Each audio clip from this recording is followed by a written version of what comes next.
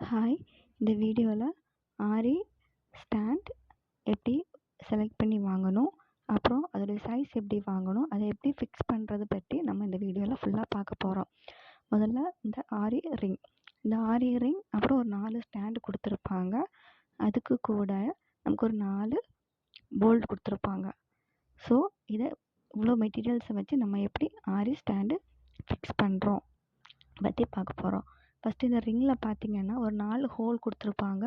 இந்த 4 ஹோலுக்குள்ளாடி நம்ம இந்த ஆரி ஸ்டாண்ட் இருக்கு இல்லையா, இந்த ஆரி ஸ்டாண்டில் அந்த என்ன பண்ண ஆரி ரிங்கில் வந்து இந்த ஆரி ஸ்டாண்டை இந்த ஹோலுக்குள்ளாடி போட்டு அந்த போல்டு போட்டு நம்ம டைட் பண்ணிக்கணும்.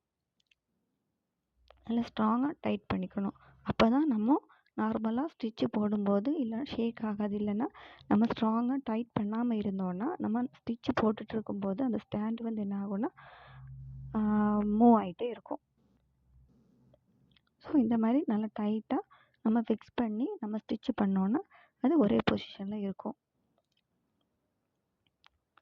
பிகினர்ஸாக இருக்கீங்க, புதுசாக என்னோடய வீடியோ பார்க்குறீங்கன்னா என்னுடைய ஆரி நாட் எப்படி போடுறது, நார்மல் ஸ்டிச்சில் எப்படி ஆரி நாட் போடுறதுங்கிறத பற்றி வீடியோஸ் அப்லோட் பண்ணியிருக்கேன். அந்த வீடியோவை போய் பாருங்கள். மறக்காமல் என்னோடய வீடியோ பிடிச்சிருந்தா லைக் பண்ணுங்கள், ஷேர் பண்ணுங்கள், சப்ஸ்கிரைப் பண்ணுங்கள். இன்னும் நிறைய குட்டி குட்டி டிப்ஸு, நியூ வீடியோஸ், ஆரி ரிலேட்டடான வீடியோஸ் வந்து நம்ம சேனலில் பார்க்கலாம். இந்த மாதிரி 4 ஸ்டாண்டையும் நம்ம ஃபிக்ஸ் பண்ணணும்.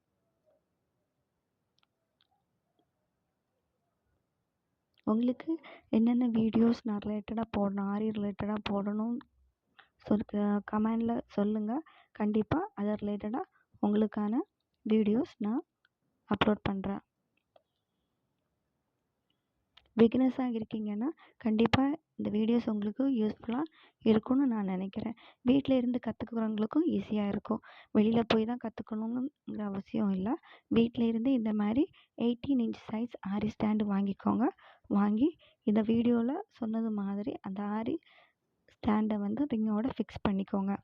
ஃபிக்ஸ் பண்ணதுக்கு அப்புறமா இப்போ 4 ஸ்டாண்டையும் இந்த ஆரி ரிங்கோட நான் ஃபிக்ஸ் பண்ணிட்டேன்.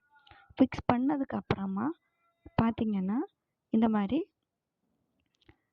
2 இப்போ கரெக்ட் பொசிஷனில் நான் வச்சுருக்கேன். வச்சதுக்கு அப்புறமா இந்த மாதிரி 2 ஃப்ரேம் கொடுத்துருப்பாங்க, ஆரி ஃப்ரேம்.